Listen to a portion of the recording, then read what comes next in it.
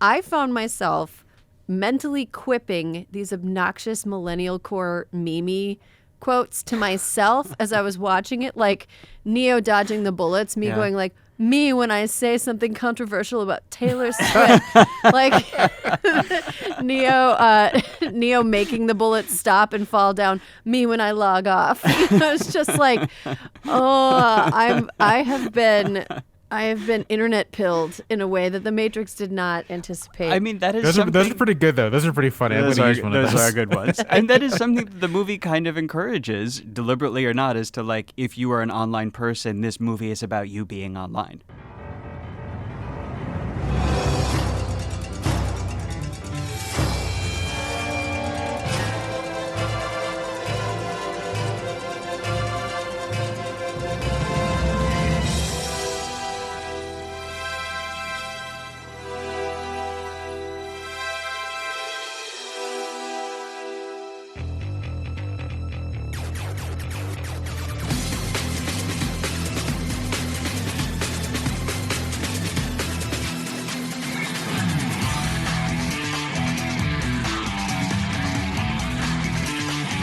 I'm Max Fisher. I'm Erin Ryan. And with us is Jamel Bouie. Jamel, thank you so much for joining us. Jamel's a New York Times columnist and also the co-host of the great movie podcast, Unclear and Present Danger. Thank you so much for having me. I feel like I should say for listeners that technically our podcast is a politics podcast based off of movies. Sometimes people get very upset when we don't like recap a movie. So I feel like I should let folks know that so they don't get annoyed. Well, one of the reasons I was so excited to have you on this series is that what we are doing with the Offline Movie Club is kind of doing for internet movies what you have been doing for 90s action thrillers about politics and national security. So it felt like a very natural fit to have you on. Well, thank you so much for having me. So to introduce the show, this is the Offline Movie Club. Every episode we watch a beloved movie, then discuss how that movie reflects or shapes how we think about tech and the internet. This week, we are talking about The Matrix, the story of a gang of Gen X hackers discover the world as one big computer program, rise up against the machine overlords that run it, which, this being 1999, involves wearing an enormous amount of black leather. It is almost impossible to sum up this movie's cultural impact, pack all the ideas, but Erin, what do you think makes this movie important for how we think about tech and the internet? Well, I think that if you're around my age, so I graduated from high school in the early aughts, just prior to 9/11, not to date myself, but everybody around my age has a very clear memory of the first time that they saw this movie and how incredibly impactful it was on them, and how people came out of the theater just being like, this is like, I cannot overstate the extent to which this was a phenomenon. Yeah. This was a full-on, you mentioned because it was the late 90s, there was a lot of leather. I think that this movie made that a thing. Oh, totally. In the late 90s. Unfortunately, it also made nu metal a thing. I don't know if it made I don't know if it... That's unfair. A pin Rob Zombie on the Wachowskis. Anyway, I'm sorry, Erin. Please go on.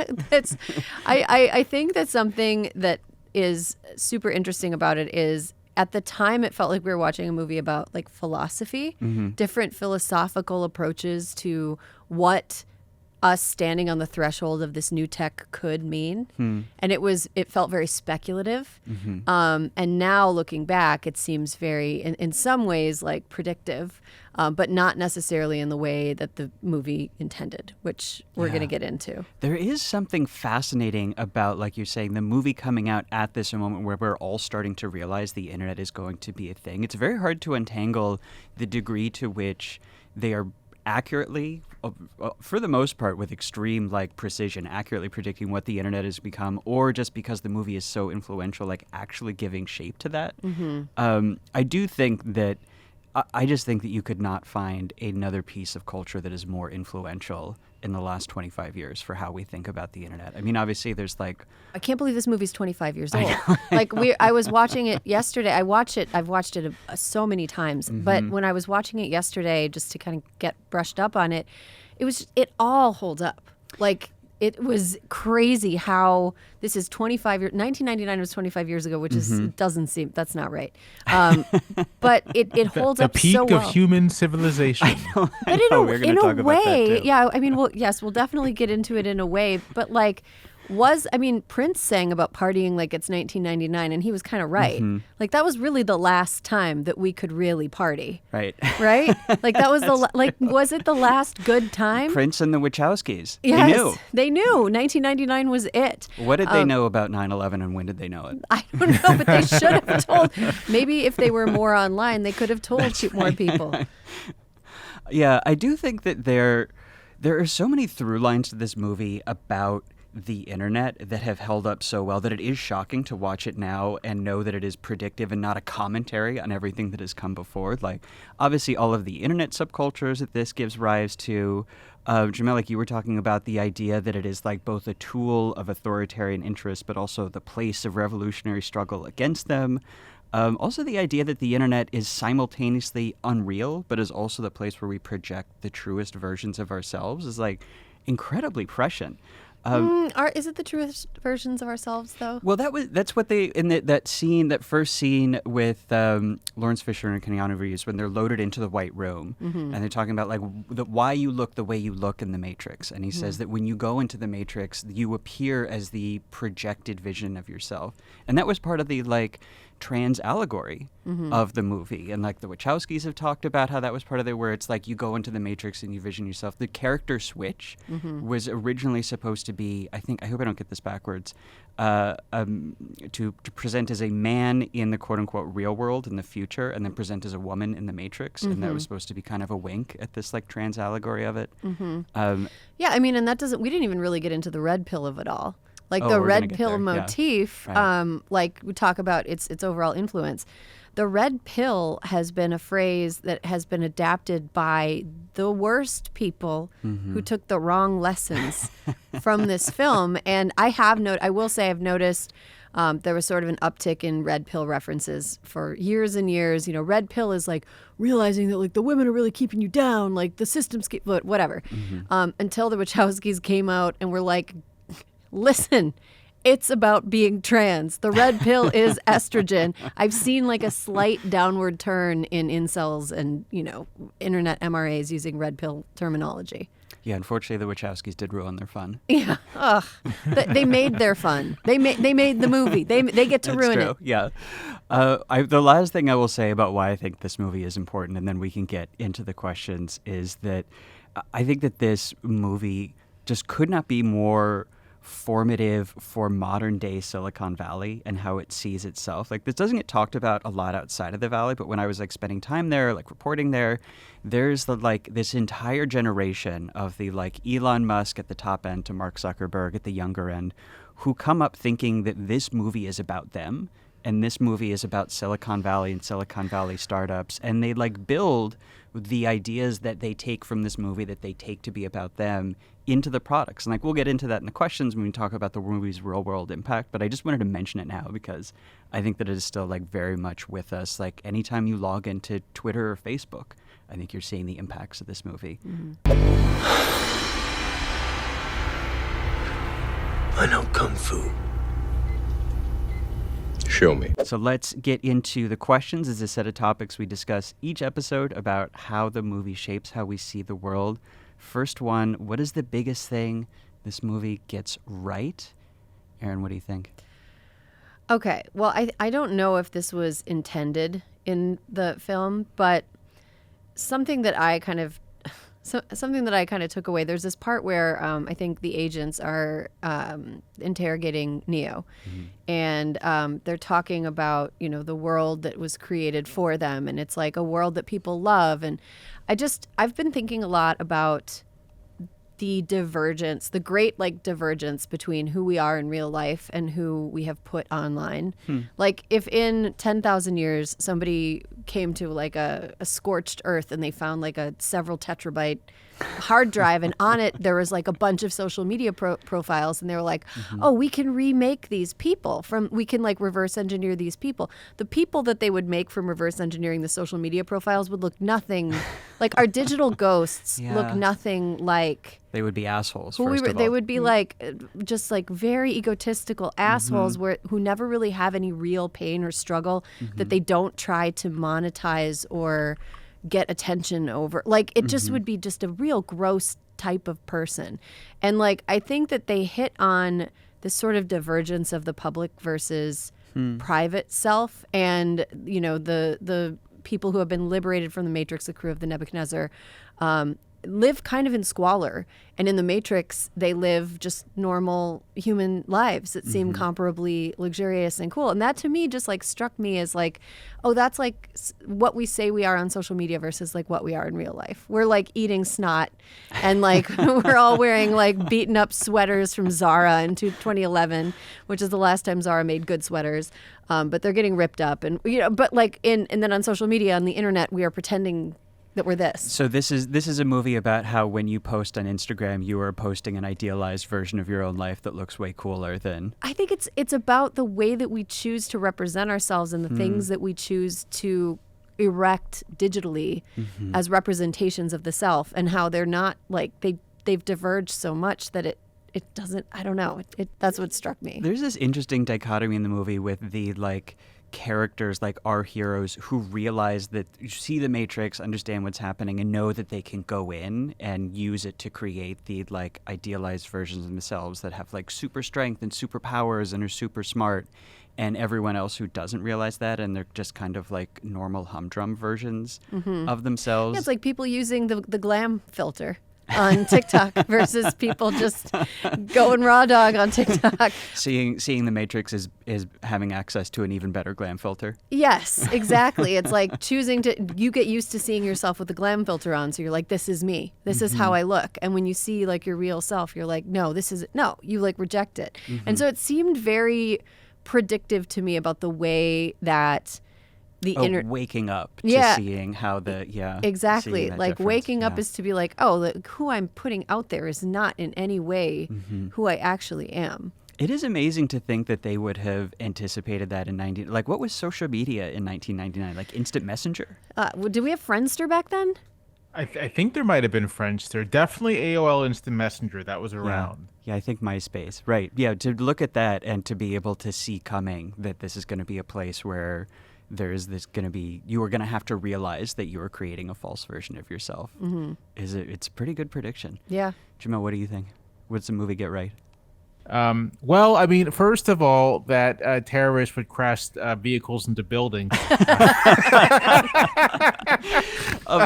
Of all of the moments when I cringed during this, it was I did not think of it during the helicopter crash, but yeah, in retrospect, I see it. But a more serious answer, I think people relating to a similar scene where Agent Smith is interrogating Morpheus, and he's explaining that originally the Matrix was a paradise, everyone was happy, and it was a massive failure. Entire crops were lost. And I've always thought what insight that captures is that, I mean, you look at Twitter, you look at, I mean, any social media, right?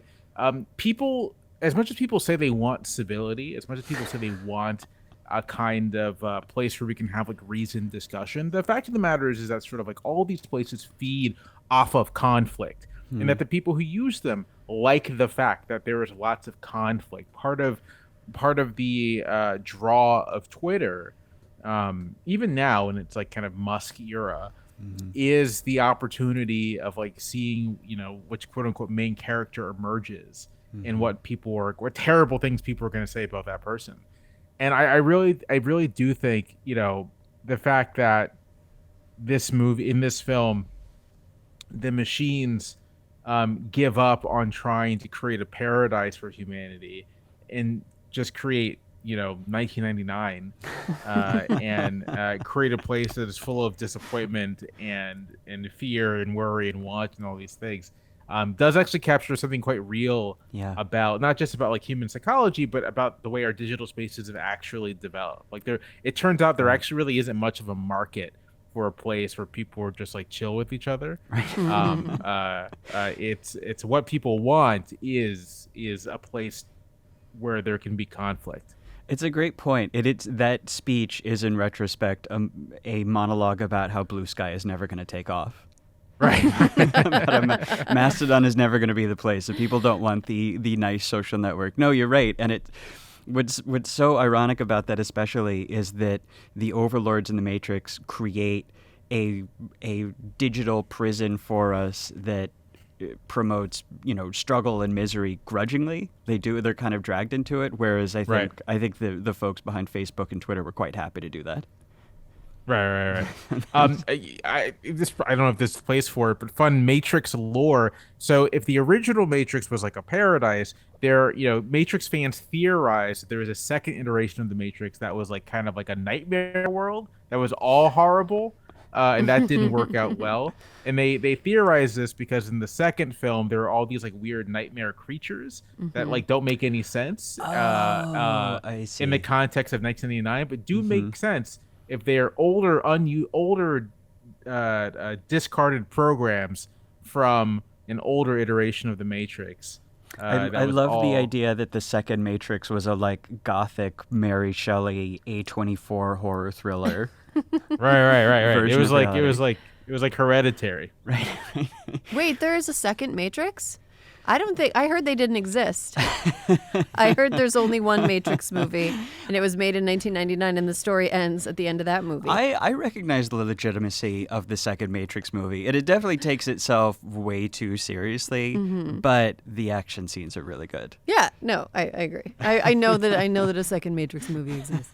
This isn't the point of this podcast, but I do have I could talk for a very long time in defense of the second Matrix movie. I will give you I'll give you my one sentence defense of it. I'm curious if this aligns with your take on it. I think that this second Matrix is just a perfect English language American place Chinese wuxia kung fu movie that just like very loosely adapts the lore of the first Matrix. And I love that. I love Crouching Tiger, Hidden Dragon, so we just got to do it again. Crouching robot. That is not my take, although I think it's a very good one. My take is that I think that movie is a great example of how like people can subvert their own creation. Like the whole point of that movie is that like there is no the one. In fact, there were many of these guys. Right. And so, Neo's task is to break himself out of prophecy. It's like a reverse Dune almost. But that's right. I buy that because like the Wachowskis talk a lot, especially when they started to speak more about the movies as trans allegories. A line they would use a lot is they would always say, ultimately our movies are about love. And if you watch the first Matrix, that doesn't super track because it's a hero's journey about fighting a pure evil. But yeah, in the second one, they kind of loop around to like, well, the solution is to synthesis and to like all of us become one super person/machine collective, which I do not think is the answer to modern social media. But anyway, part of what I found really interesting as I was thinking about what this movie gets right is how I feel like we have reevaluated so many times over the last 25 years to mean totally different things, and every single time it's true and correct. Like when it initially came out, like I took it to be a like sci-fi dystopian cyberpunk story about like what it would be like if the machines took over, like what that would look like. And then later it became like, oh, actually we started to see it as more of an allegory for authoritarianism and capitalism and control with the machines mostly as symbolic. And now I feel like we've looped all the way back around and we see it as the internet and machines again because now that is synonymous with capitalism and authoritarianism. So like, I don't know to the extent to which that was deliberate, but I thought it was really interesting how like all of the readings have become like simultaneously true and kind of built into each other. I want to play a clip from Morpheus explaining the Matrix to Neo to talk about something else I think this movie got right. The Matrix is everywhere. It is all around us. Even now, in this very room. You can see it when you look out your window or when you turn on your television. You can feel it when you go to work, when you go to church, when you pay your taxes.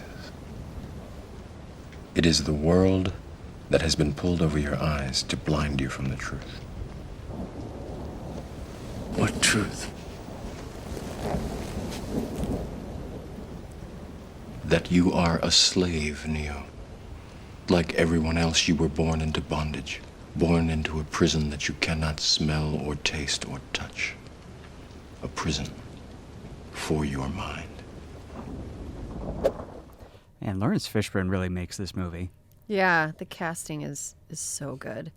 Well, I think I just realized as I was listening to that is they're talking about smell and taste and touch, and later when Morpheus is a prisoner of the agents, when Agent Smith gets him by himself, Agent Smith talks about how gross it is that he has to smell and taste and touch. I never the made prison. that connection. You're right. Yeah, the people are gross to him. Yeah, I do love that scene. You know what I hate the most? The smell. Whatever you want to call it, I can't stand it any longer. It's the smell. Hugo Weaving plays it with a perfect level of hamminess that you believe he is a robot trying to play human, but you also believe that he has actual rage underneath the surface. Oh yeah, no, it's great. No, he's like so okay. The smell scene is actually perfect for this because he's like, if I can remember this correctly, he's like, and it's true. He's like almost agitated. You have to do it in Hugo Weaving. All right. I hate this place, this zoo, this prison, this reality, whatever you want to call it. I can't stand it anymore. It's the smell. You're really getting the pauses. Yes. Yeah. I've seen this movie like 200 times. Well, one thing that I love about that Morpheus monologue is that it is you could read that so many different ways. And obviously, we've talked about the red pill of it all, and there's a lot of people who read it about oh yes, the prison of your mind that he's describing is feminism. Or there's a way to read it now that it's about Silicon Valley, or it's about capitalism more broadly. Or gender. Or gender, yeah. And my mind actually kept coming back to the Arab Spring, of all things. And I kept thinking about, so many popular uprisings, starting with that one and ever since, in authoritarian states, it's first organized online in what are both these open digital spaces that are these kind of necessary organizing places for revolution, but are also controlled and heavily influenced by authoritarian governments and propagandas. So this idea of digital spaces as both of these things at once, and the place of this intense hero's journey competition between authoritarianism and revolutionary resistance, I just thought was just amazingly prescient, especially because it didn't come true for another 12 years after the movie came out. Do you believe in fate, Neo? No, Why not? because I don't like the idea that I'm not in control of my life. I know exactly what you mean. Moving to the next category, what is the smallest thing you think this movie gets right? Weird, quirky little stuff. I will start. If there were a group of renegade programmers who could control reality, at least one of those programmers would be a sex perv who tries to spam the world with porno. I thought that was pretty insightful. Yeah. Yeah. I think that was pretty good. I don't know if there would be one mouse on the team. It would maybe be mostly mouses on the team. Mostly mouses and ciphers. That's right. I think it would be mostly mouses and ciphers, especially the facial hair aspect of Cypher. Yes. They would all be horny for Trinity, as much as I hate to. I'm glad that she's not overly sexualized in the film. I think Right. that is a good thing. But they would all be so horny for Trinity. It would definitely go from a love triangle to a love octagon for sure. There is one scene, actually the audio that you just played, where you can hear Morpheus's clothes squeak as he changes position, and that squeak is very accurate because those would be squeaky, very squeaky outfits. Yeah, it did occur to me, how are they supposed to be running away from these supercomputer killer robots when they're wearing this squeaky-ass leather? It's not the best clothing, yes. As they're running? Yeah. That's not performance gear. No. They failed to predict performance moisture wicking stretch. That's true. Yeah, all of their technology, they did not have moisture wicking. It was very disappointing. No Uniqlo in the Matrix. Still a couple years away. The Wachowskis had incredible imagination, but they couldn't see that coming. I think the small thing this gets right is almost certainly there'd be plenty of people who are like, go back into the Matrix for a really delicious steak. Why not? Plug me right back in. That steak is like best looking steak on film, like straight up. Oh yeah. Maybe the only thing that comes close is the steak they eat in Twister. When do they eat steak and Twister? I don't remember that. They meet at a character's like mom's house or something, and they have steak and eggs, and they have amazing looking. I don't even like steak that much. They have a great looking steak and Twister, but the way Joey Pants eats that steak in The Matrix makes it look like the best thing you'll ever eat. Well, the thing that is so funny about that shot is that he clearly, I'm sure they were doing it 1,000 times and he went through 100 steaks. He fucked up cutting it, so it's actually 2 pieces of steak and one is dangling off of the other. And that does actually make it look a little bit better, unfortunately. Wow. I kind of want to listen to an entire podcast episode of the best looking meals in cinema. It's everything in Tempo-Bo, I feel like is going to be the winner 8 times out of 10. I think any pizza in an animated film automatically looks like the best food. Yeah. The best food ever. Or spaghetti and meatballs in an animated film. Miyazaki food is maybe peak food in movies, yeah. It's a good point. Like, why are they not taking more snack breaks in this? Like, when Neo has the cookie, he loves that cookie. It makes him feel better. Mm-hmm. I don't believe that they're not pulling over and getting Doritos, especially because consequence-free. You can't gain weight. Yeah. No heart disease. Right, that's true. Yeah. Wow. They must have cut the scene where like Neo's blood was like no cholesterol. Like, and it makes That's right. I'm the one. This isn't going to affect me whatsoever. He's just like putting like soft serve ice cream directly into his mouth, and his body just can reject it like they're bullets. Something else I thought it got right is it really nailed the late 1990s Gen X malaise of we all have high-paying corporate jobs, but we're still very angry at the world. Like, there's a real we're going to riot at Woodstock 99 to this movie. Yeah. Did this come out before or after Woodstock 99? I think before, because I think Woodstock 99 was over this summer. This was April. Cause Woodstock 99? Again, maybe if they had been wearing leather dusters when they rioted. Yeah, maybe. I think this movie also gets right the fact that if you are a light-skinned woman with very dark hair and like a small face and a thin neck, that haircut looks amazing. It's a great movie for the pixie cut. Like the pixie cut are like the little, just like flippy, like kind of shag, not even a bob yet. The Trinity haircut, if you are of a specific body type and like it just like looks so good. Yeah, I will. If you are Carrie Ann Moss in 1999.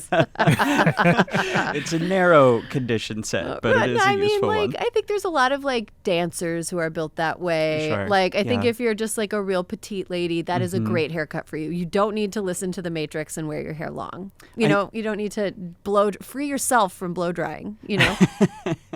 I did appreciate that even if they didn't take time to snack, they did all take a second to make sure they looked incredibly cool when they went back to The Matrix. Yeah. Yeah.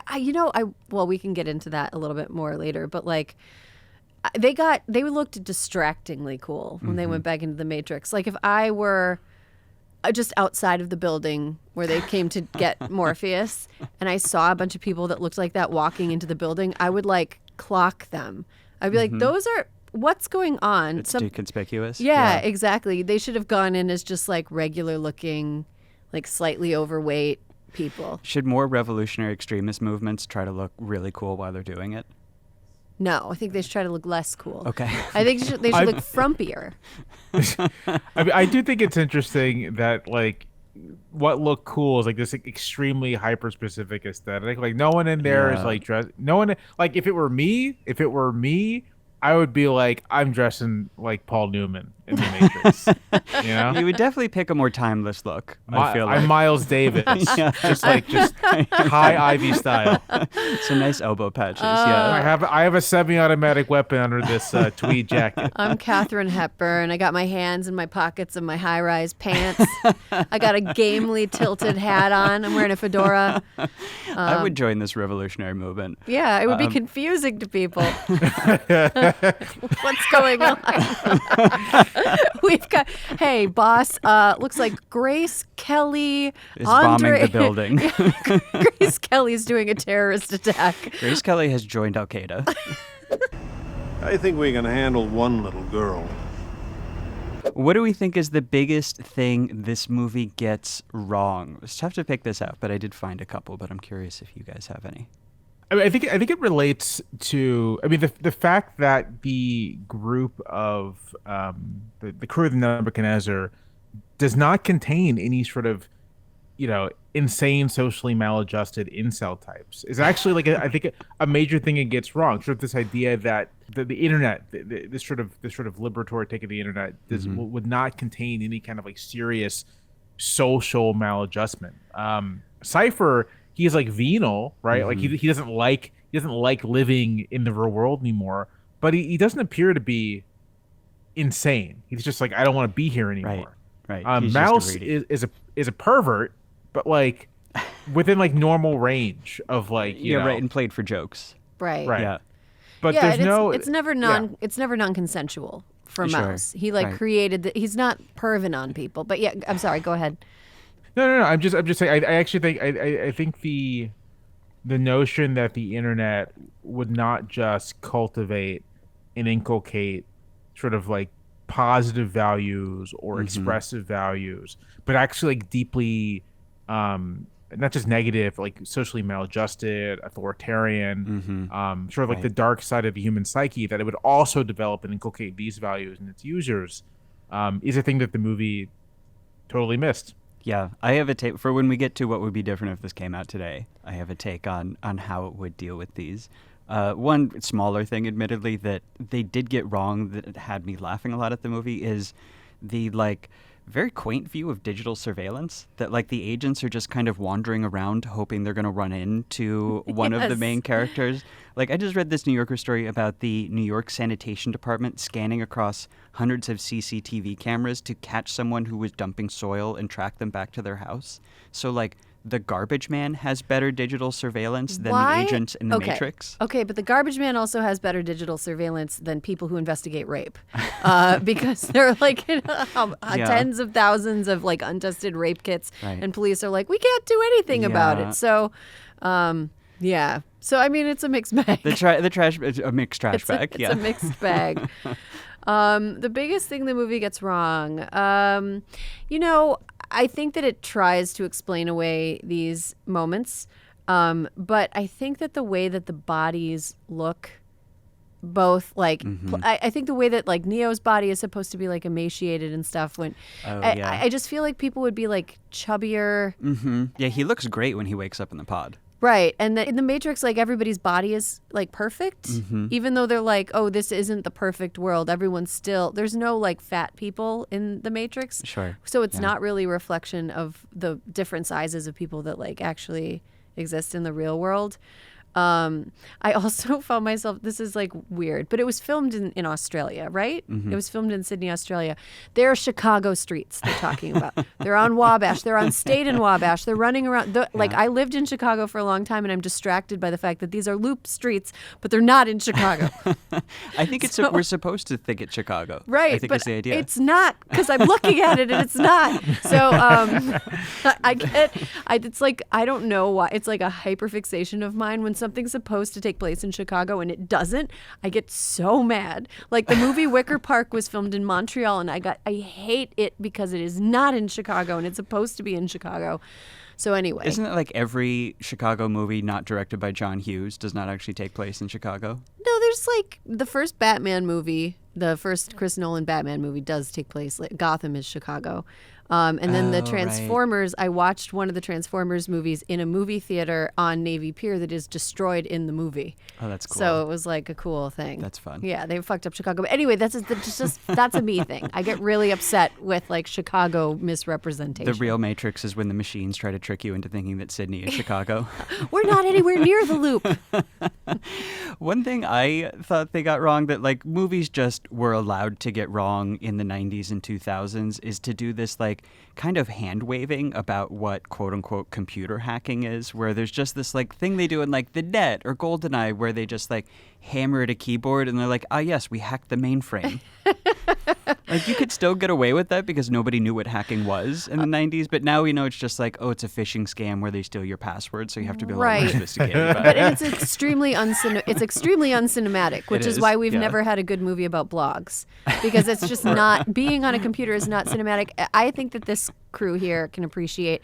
I think that people who make movies just don't have any friends who are hackers, just like they don't have any friends who are journalists. Because I feel like movies get journalism wrong, except for Spotlight, but they get journalism wrong in a similar way, where it's just like, most people just think it's this, like a woman sleeping with their sources. That's what journalism is to most movie people, Yeah, and then like the person that's the subject of the story would get a phone call. It's like, turn the TV on, and it's a news story about them, and nobody called them telling them that they were doing a story about them to like check facts or give them a chance to speak about themselves. I feel like it's just Hollywood nonsense, if you would. I would love to see a movie with realistic hacking in it. Just sort of like, we got to hack past the firewall.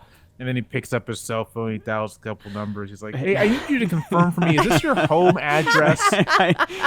They got to send from when you were a child. Some phishing emails to him, try to get him to log into his PayPal account, getting his bank information. That article from The Cut, the article from The Cut that resulted in the woman who is the descendant of the Roosevelts handing a man $50,000 in a shoebox. I want to see it from the hacker's perspective. That article, that's about Morpheus. That's Neo at the other end of that article. Oh, man, that would be funny. Or we could do it like this. We could do a split screen where there's two hackers in the same room. And then one of them is like, okay, I'm going to run out and do some errands. Why don't you like hack and stuff? You want some Cheetos? And then we do a split screen and we see the hacker just kind of typing. And then the other guy just like living his life. And at the end, he's like, did you do it? Yep. I did it. I did. One piece of feedback I had that you reminded me of with Cheetos is when we cut to what's the name of the guy who was always like the operator? Tank? Or is Tank his brother? Dozer and Tank were the I think I always get confused. Dozer's the operator. Oh, right. Because Tank is the bigger dude. That's right. Every time we see Dozer at his workstation, there's not a single snack there. There's not a single LaCroix. I don't buy it. Monster energy drink. That's right. Yeah. Everyone please observe. The fasten seatbelt and no smoking signs have been turned on.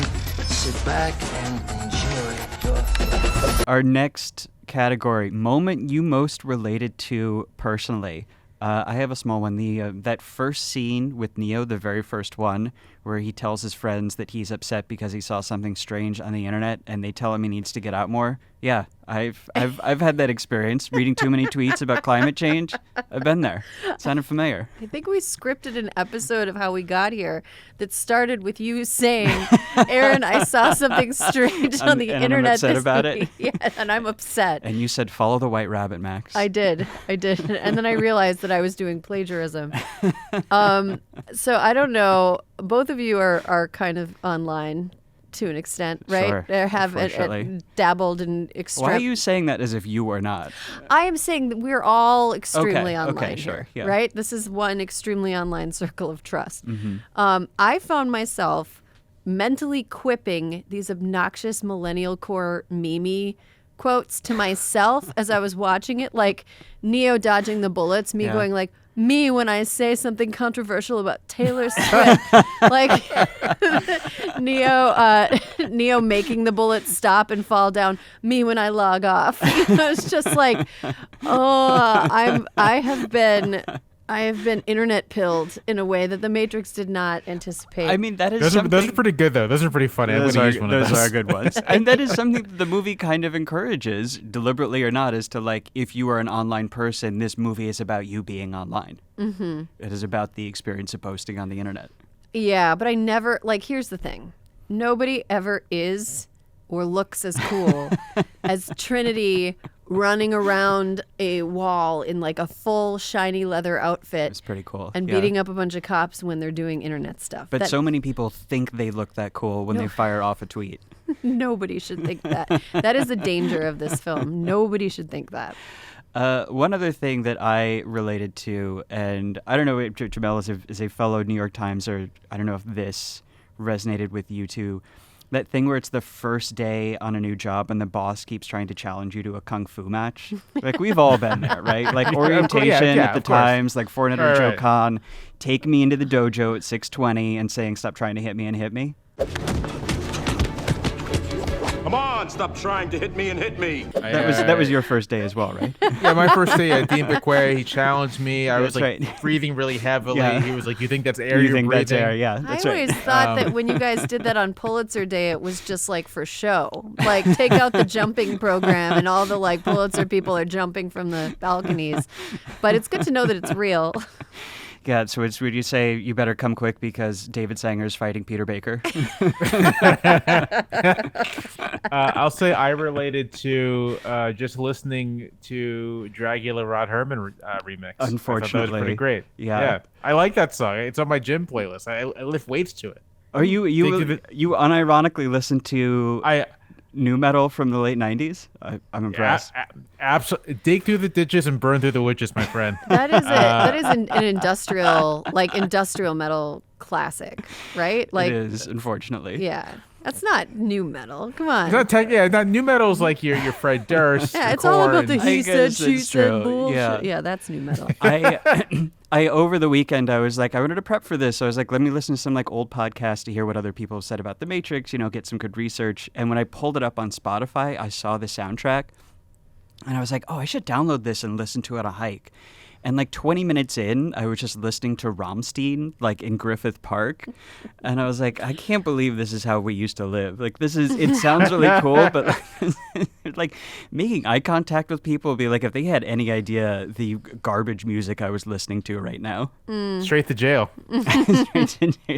Straight to jail, that's right. Most unintentionally revealing moment. Okay, so we were talking earlier about how Silicon Valley probably sees themselves as the crew of the Nebuchadnezzar in this. They are the agents. Like, it was very obvious to me that like Zuckerberg is Smith. Like, right. they are the agents, and the delusion that they are anything but the agents trying to enforce like this program on the populace is I thought that was like great. And I don't think that could have possibly been on purpose, but it was like because they had no idea what was coming, but yeah, right. It really resonates. Yeah. I really thought that this works shockingly well as just a general allegory about the social media era. I mean, it's a digital world where we are all locked into it for the benefit of its creators. The world feels real to us, but it's a fabrication meant to keep us occupied while its creators control us, harvest us for resources. Like, tell me this is not a movie about the Facebook algorithm. Yeah. Like, it was really shocking to me, like how perfectly it fits. Like, all you really need to change is that instead of extracting electricity, they're like, you're in the pod and they're getting your personal data to sell on like the weird open digital marketplace. Yeah, and they're hooking babies up. They're like, no, you Yeah, have a special right. Instagram for babies or whatever. Yeah, all of those babies, the Matrix is saying like, oh yeah, we did age verification. They're 12 or over. It's fine. I think the movie as social media allegory actually worked. That's it for me. I don't think I have anything else. Were you listening to me, Neo? Or were you looking at the woman in the red dress? I was. Look again. What do we think is the biggest real-world impact? I feel like there's a lot here. Well, Aaron, you just mentioned this, so I will talk about it now because I've been thinking about this a lot. Is it like the degree to which this movie works is not just an allegory for social media, but is like actually formative for Silicon Valley's view of itself? That like the Sean Parkers, Elon Musk, Peter Thiel's, Mark Zuckerberg's, like this whole generation really thought this movie is about them, like computer hackers, which is what they call themselves in Silicon Valley, believe it or not, as like kung fu rebels who are going to break the chains of human bondage, wield the internet as a tool of anarchist revolution. Like the fact that it even starts with Keanu Reeves as a disillusioned software programmer at what is clearly supposed to be Microsoft, like that is how all the 2000s era Silicon Valley people got their start. And like it feels silly to think of this as a movie is about like Mark Zuckerberg is Neo, but like when it came out, like Silicon Valley had been saturated all of this. Like, do you guys know the Declaration of Independence of Cyberspace? Have you encountered this document? I have no idea what that is. It sounds very stupid. It is very Yeah, we don't use cyberspace anymore. Well, just to like give you the context that The Matrix hit Silicon Valley in 1999, a few years earlier, there had been this famous quote from this guy, David Clark, who was one of the founders of the internet. We reject kings, presidents, and voting. We believe in run consensus and running code. There was this document in 1996 by a guy named John Perry Barlow called Declaration of Independence of Cyberspace that like announces the internet as this new home of the mind where there are going to be no governments. It's going to be this anarchist utopia. We're going to free humanity from institutions and hierarchies.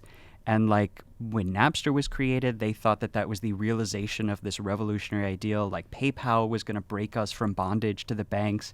And Facebook was supposed to be like Neo destroying the Matrix. Like that was literally what they thought it was going to be. And like Mark Zuckerberg in the early days used to talk like he was Neo in the Matrix. I mean, that Facebook was originally just a way to like look at pictures of other people in your class and determine who's hot. Right. Like that's literally it. And yeah. But they really believed that they were like, he used to say that we're a revolution company and we are fundamentally rewiring the world from the ground up because they saw this movie. They thought this is about us and we need to engineer the ideals that like we have had in Silicon Valley that we believe we've seen actualized on the screen into our products. And like, that's how you get these social platforms that come out of the next few years after this, where it's supposed to be, in theory, I know it's not, but like they believe that it's these like purely horizontal, ungoverned spaces. It's free from government intrusion. It's a reality, pure world of the mind. Right, disruption. Disruption culture, Yes. which is actually, as we're seeing now, reinvent things that already exist, but worse and more expensive culture. Right. Like, how do we profit from this? Like, do you remember when everyone was talking about 3D printers? Yeah, I mean, we're still kind of, but it was like the thing that everyone was like, it was they were in the pump part of, pump part of the pump and dump scheme that is every new tech that comes out. They were really pumping up 3D printers. And I remember one time, at the time I was working for a publication that did a lot of coverage about tech. Mm-hmm. And they were like, we've got this new 3D printer that can 3D print food. Oh, like a plant? Like a plant or an animal?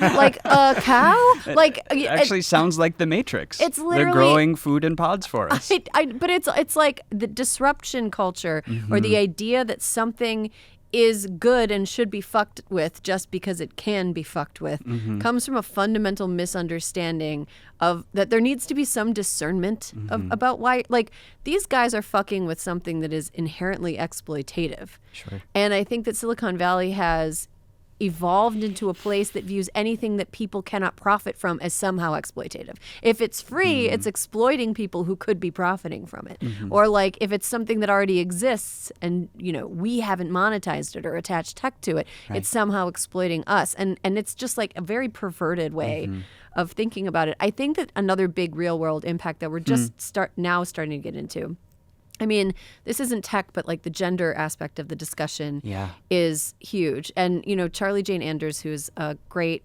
sci-fi speculative fiction writer, blogger, etc., has written about how, like, you know, it's good to have stories that are sort of allegories about trans people, but it's cool that we moved into stories that are actually directly about trans people. But I think that this movie is really revolutionary in the way that it has made a gender allegory, and nobody realized that they were watching it at the time. I certainly wasn't aware of it. Like, I see it now, but if you had asked me in 1999, I would have had no idea. Yeah. And in fact, I remember buying maybe like in 2001 at like Barnes & Noble or something, a book that was like The Matrix and Philosophy. And there's no discussion of really gender or anything in that book.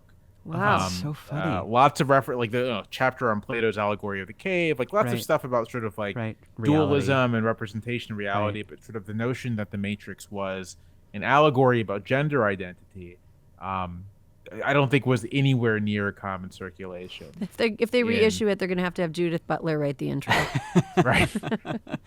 Well, it's so funny, especially when you know how much more overt the movie was as written and how much Warner Brothers made them take out, like, Switch as a character who literally switches genders between the Matrix and the real world. Right. I also think that, like, there is something to this movie's impact on the, like, red pill of it all that I'm not blaming on the Wachowskis, but the movie does articulate this kind of like, I mean, to go back to like the philosophy of it, like a Platonic ideal of the grand conspiracy. That you have a sense that there's something wrong with the world, you feel isolated and alone, and it turns out everything that you're feeling is because there is a secret force that controls everything and is suppressing you personally. And the solution is to join with like-minded outcasts and to rise up and to smash and overturn the status quo violently if necessary. Is like, it's such a perfect expression of the like most basic ideal of that conspiracy that it kind of, I mean, it's not always false, obviously. In some cases it's true, but like most perfect articulation of that idea that kind of anyone can use it, can kind of take it off. And that includes, I think, a lot of people who use it to really good ends and talk about like revolution and liberation from capitalism, and a lot of people who use it to really bad ends. Mm-hmm. Yeah, I think the reactionary reading of this movie, it was kind of inevitable given how archetypal it is Exactly.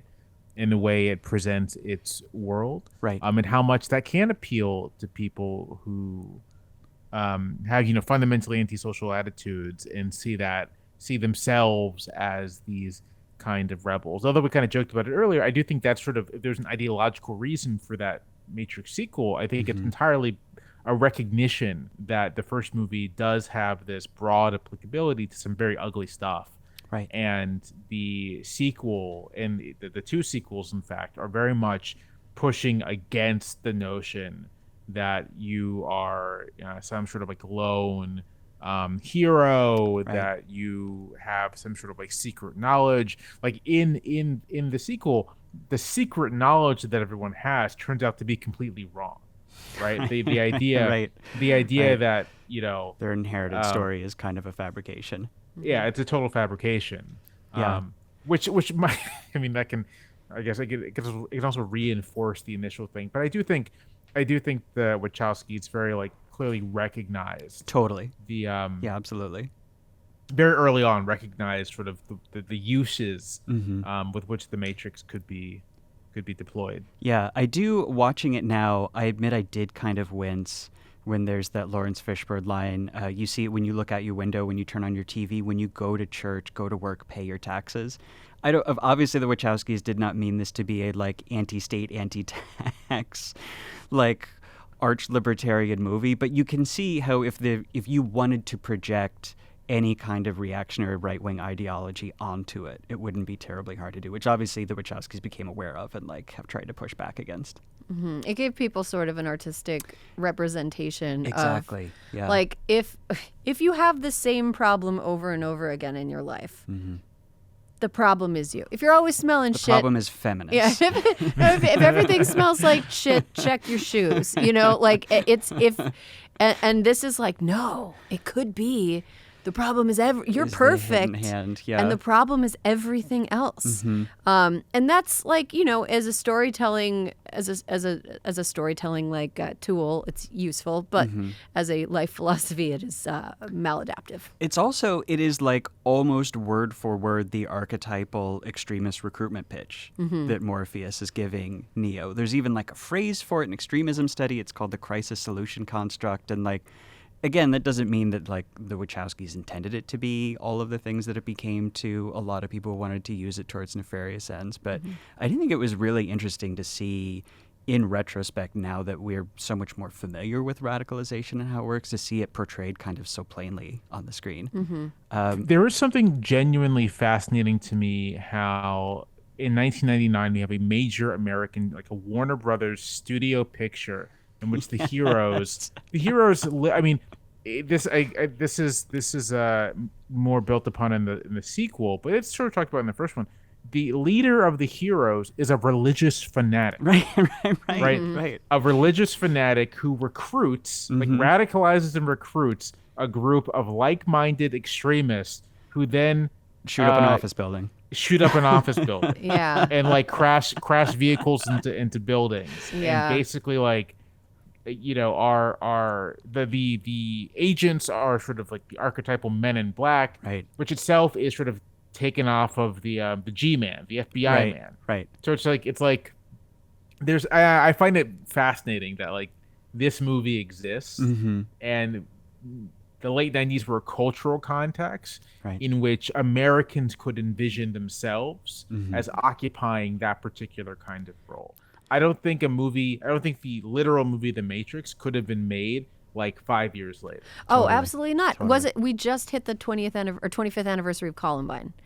Yeah. And like watching this movie with that, in mind, this movie makes guns look so cool. Cool as hell. So cool. Like the coolest scene, and like the bullet casings hitting the ground in slow motion, and like literally no one actually using a gun like looks that cool. Well, that's a good segue into how this would be different if it came out today. Like both specifically the like post-Columbine of it all, which was I think a month after the movie came out. Like Columbine was April. I think they came out very close to around the same time. Yeah, it was like a few. Or they came out. I think they occurred around the same time. Right. Like we're probably not mowing down quite as many like security guys in leather dusters if this comes out, but also I think the way that we would think about radicalization, extremism would be less of an abstract because it feels like it's so real and so present now. Yeah, I think the biggest difference would be that the trans allegory would be just way more explicit. Totally. Yeah, like Neo would be female when Neo got untagged. Right. Instead of having to have Trinity in there as like the female. Trinity and Neo look so alike in certain shots, and the way that Neo is filmed, especially when Neo is like, like recovering in the cot, and Morpheus comes and sits next to him. My husband pointed out yesterday that like he's filmed like a woman is filmed, like just the angles and the lighting and the positioning was very like feminine. Right. And there's a kind of duality between the two of them. Exactly. I think it would just be probably an overtly trans movie. Right. I think it would be there'd be fewer dial tones if it came out today. I'd love the dial tones like becoming kind of digitized. It sounded so cool. It did sound very cool, but I think now I was realizing that the first time I watched this with my kid in like 10, 11 years, I'm gonna have to be like, now, back in my day, we had to use the telephone to do internet. Even like the pre-smartphone, like the dumb cell phones looked so much cooler. I know. I do remember when those specific cell phones came out with the panel that flips open. It was so cool. Yeah. I still want one of those. If they sold one of those, I would buy one in a heartbeat. If they reissued them, oh my gosh. Well, they're doing the light phones now. They need to do a Matrix-specific branded light phone. 100%. I do think if this came out now, Joe, you were talking about this earlier, like I think it would just have to think very differently about its message of like this idea that the world is an elaborate fiction meant to control us, and like what it does to people coming out of that, and the idea that in the original Matrix the villain is Cypher because he is just someone like who sells out to the powers that be. I think now your Cypher character, the like turncoat enemy within, would have to be someone who fell too far down the rabbit hole, just because we're so much more aware of that now, and it's something that is like feels like a much closer cultural threat to us. I think it would have to be someone who is like questioning reality to the point of madness, or is like becomes too extreme and they're like what they want to do to like they want to destroy the entire Matrix and everybody plugged into it. I just feel like our attitudes towards this kind of like radicalization and being online and extremism have like really changed. Yeah, the part where they were talking about everyone who is still hooked up needs to be considered an enemy. I think that's a Lawrence Fishburne line. I was really struck by that too. I was like, ooh, I know. Should they be? Like, that sounds like something that is very antisocial. The idea that, civilians are legitimate targets as enemy combatants. Exactly. That would probably have to be a little bit different, given the stuff. Yeah.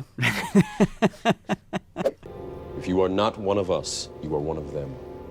What are they? Sentient programs.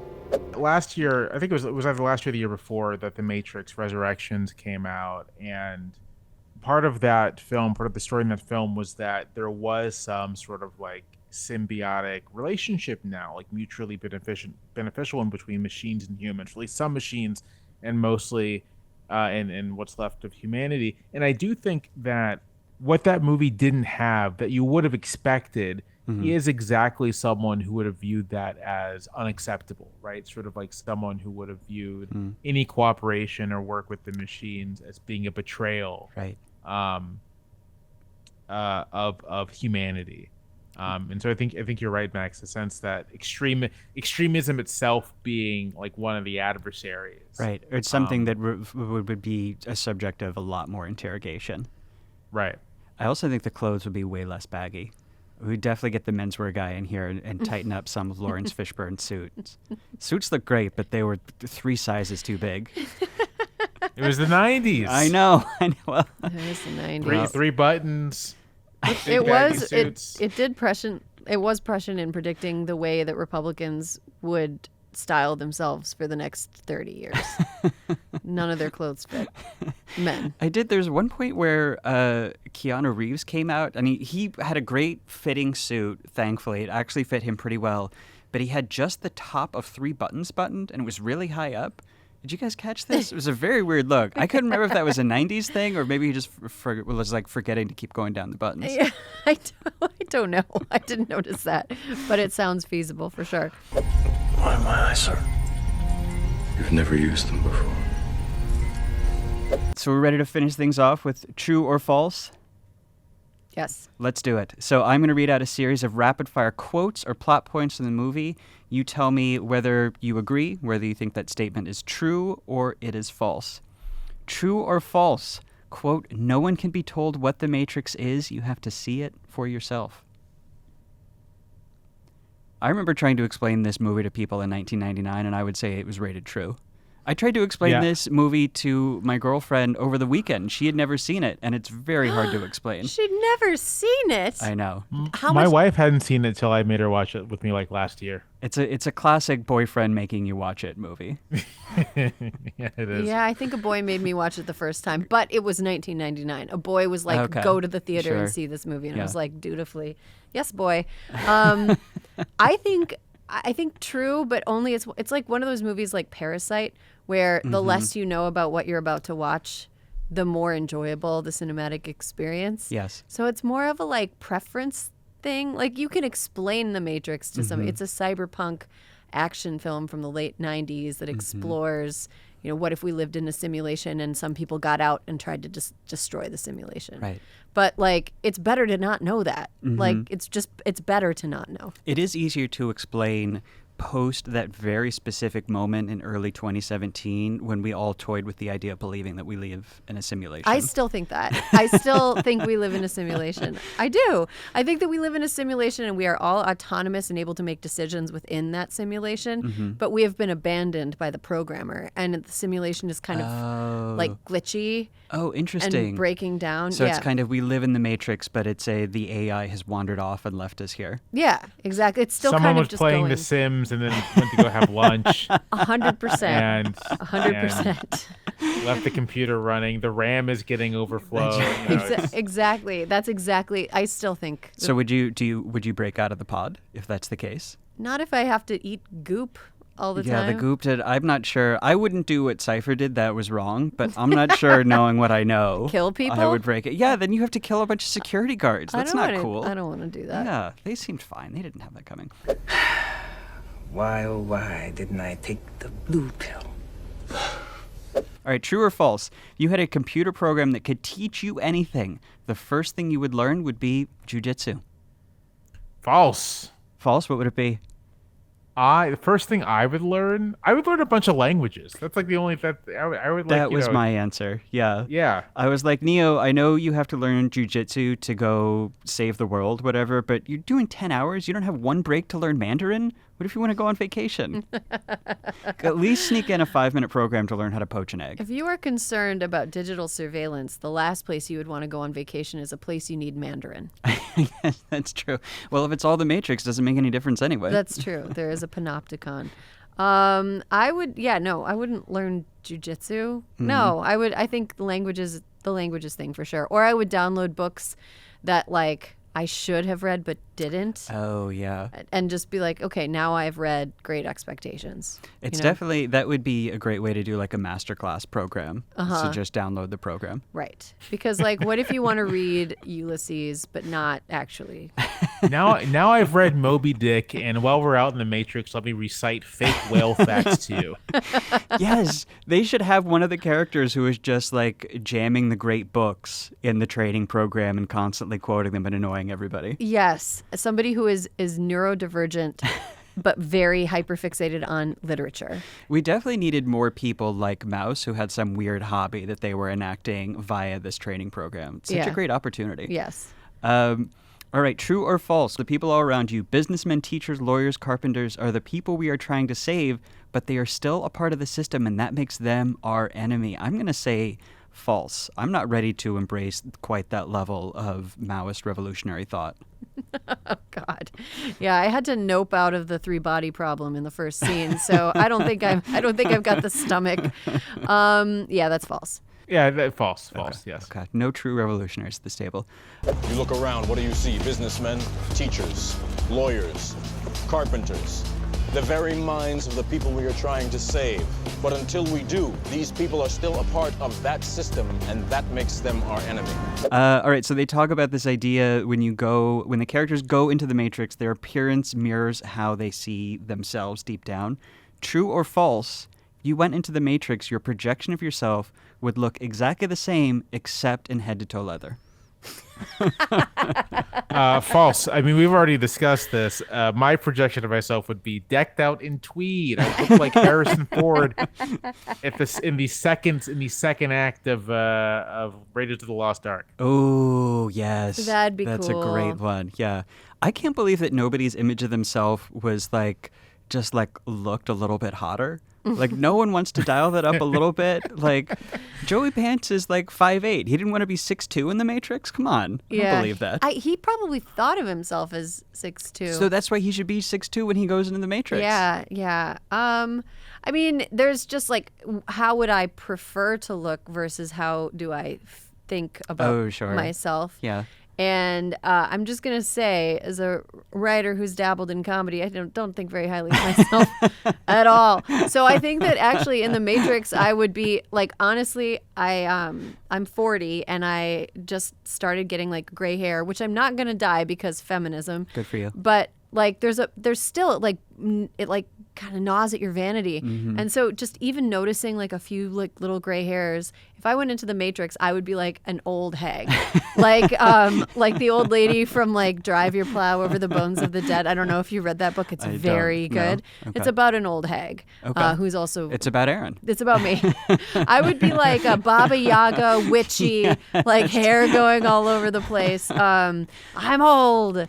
Very grouchy. I guess you would pop into the Matrix and everybody would immediately know how you were feeling because it would be oh, Erin looks like hell today. Erin's having a down day. She's feeling bad about herself. I would be the lady from The Simpsons that throws the cats that shows up. Yeah.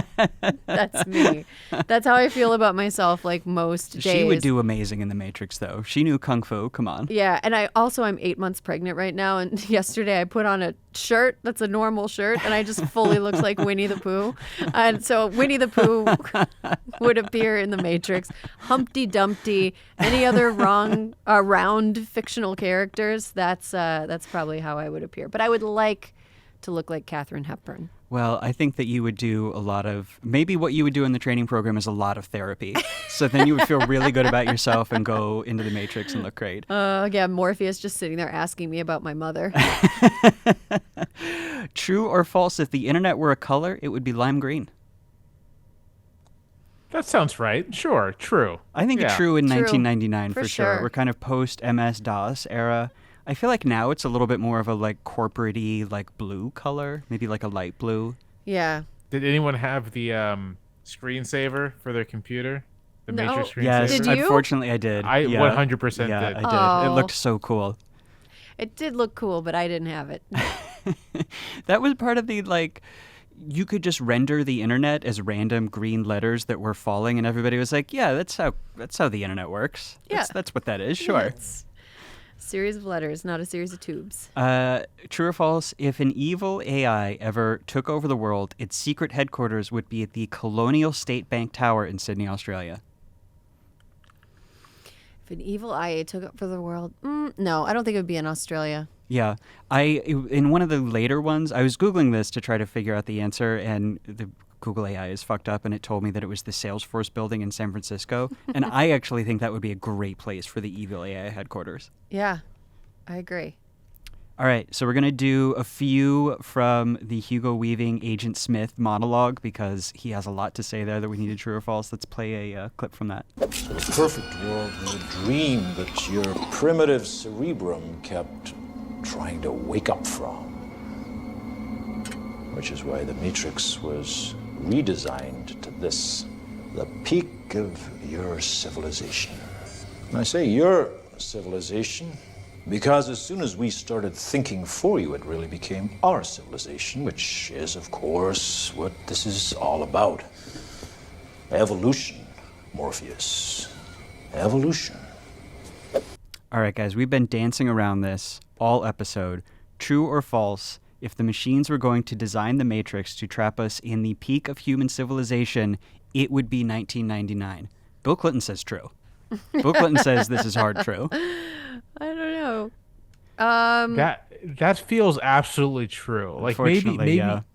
Because like you want to say 2009, but it's like, we're in the midst of a horrible recession. Mm-hmm.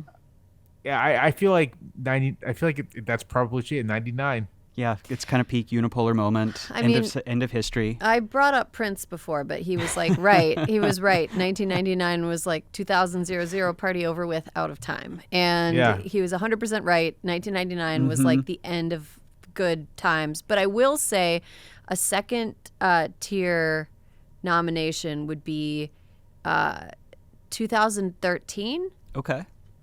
Brooklyn. Tail end of like indie sleaze. The music was really good. You could still like live there for fairly. There was like still we still had like a culture that was like generating stuff. Bands still played instruments. I sound so old.